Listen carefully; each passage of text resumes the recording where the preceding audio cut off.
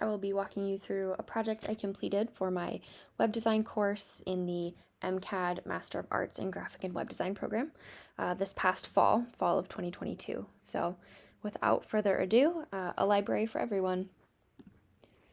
So I started this project by seeking an opportunity, and I wanted the opportunity to be aligned with personal interests that I have, and we needed to choose something we could really dig into for a whole semester. So I chose to focus on Audible.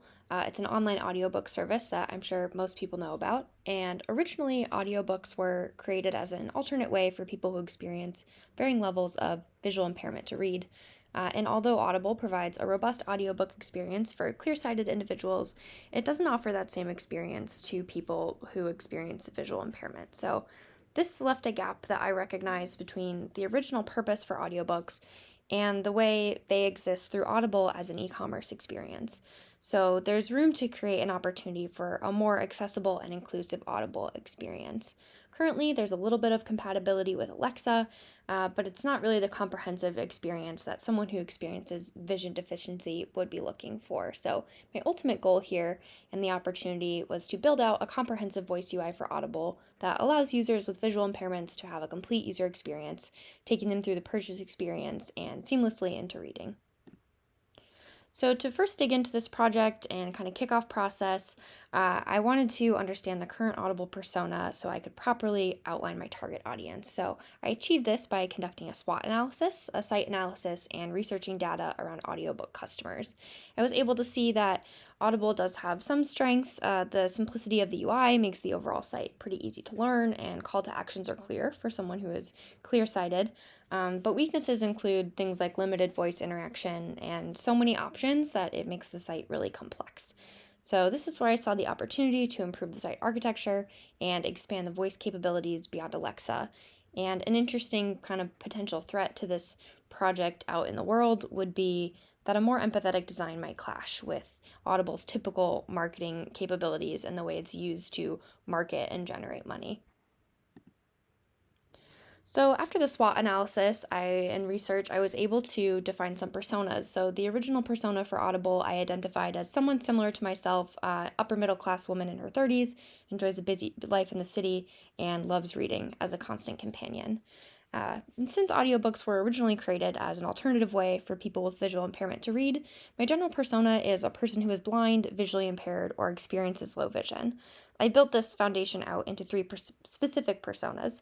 The first one is Joan. She's a retiree in her 70s who experiences genetic macular degeneration, which makes it difficult to keep up her hobby of reading. The second persona is Michael, who's a man in his 30s. Michael was born blind and he lives in the city. He's frustrated by the current Audible experience and what it offers for blind users. And then we have Maya. Maya's 10 years old and she was born with low vision. She would like to find more books to read for fun on Audible, but has had a hard time doing that, navigating their system. So from here, with the SWOT analysis and personas, I dove into creating some mood boards. And since creating a voice UI is a somewhat untraditional, non-traditional design experience, I wanted to create some mood boards that were a little more evocative of that non-traditional approach and this non-traditional voice UI. So I really leaned into keywords, conceptual things, kind of trying to get a feeling of an approach here and the feeling of an experience. So we have images, motion graphics. In this first mood board, it's really focused on serious, informative, helpful, thorough, practical, very business-like, kind of talking to like a Jeeves sort of persona here. And then in the next mood board, I wanted to gear towards something that was a little more conversational, simple, informal, friendly, something that's kind of warm to come back to because you want people to be using this app as often as they like and not feel like they're coming up against something that's maybe a little too impersonal. So this mood board I built out with some images that are a little more approachable, graphics that are a little softer, and then I also got into an idea of what maybe a user conversation would look like in the voice UI flow. So that conversation, I was able to build on that, and that's actually how I created my wireframe. So again, for a non-traditional design for a voice UI, creating some wireframes that really lend themselves to what I'm creating and not just your typical, box image here sort of wireframe. So I created conversations as wireframes to guide this experience since the voice conversation felt like the most important part to me. And then once I kind of had these conversations outlined, I did want to create some visual guidelines for what I would be creating. So, since if with a voice UI, there is a visual component, and not every user is blind, there will be low vision users. So, I chose some colors that are really high contrast. I included a little bit of waveform graphic to kind of get at what I would want the voice experience to look like. And then I created some rules of accessibility that I could follow as a foundation for the design I was creating and kind of the feeling I wanted to follow as I created these designs. So from here, I was able to start creating actual designs. So very high contrast, simple, easy to follow, things like a menu, a welcome screen, and then what it might look like when the user is giving their voice input.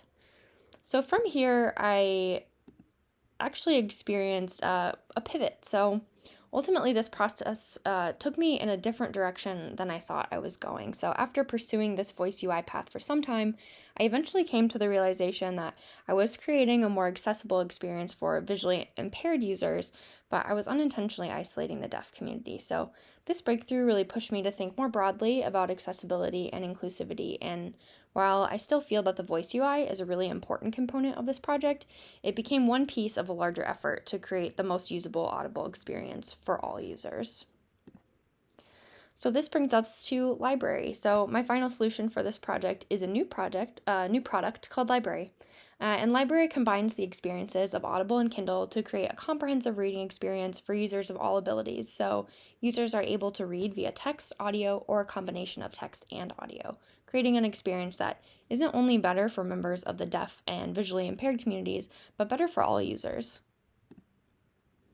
And so the designs for these, they are similar to the voice UI component, and I did build out a voice UI flow as part of this project, but this pivot really led me into thinking about how someone would interact with this and how it could be customizable to a lot of different types of people without being too complex. So being able to greet users with the same friendly and conversational approach of the original voice UI with more ways to customize their experience.